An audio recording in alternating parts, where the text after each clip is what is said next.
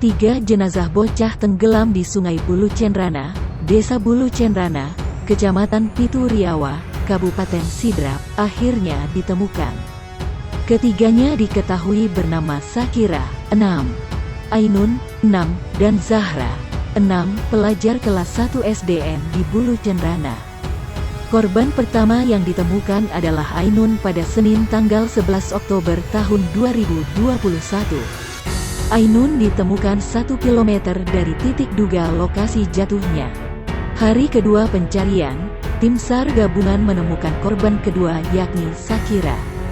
Sakira ditemukan pada Selasa tanggal 11 Oktober tahun 2021 sekitar pukul 9.30 WITA. Ia ditemukan dalam kondisi tersangkut di pohon dan sudah meninggal dunia.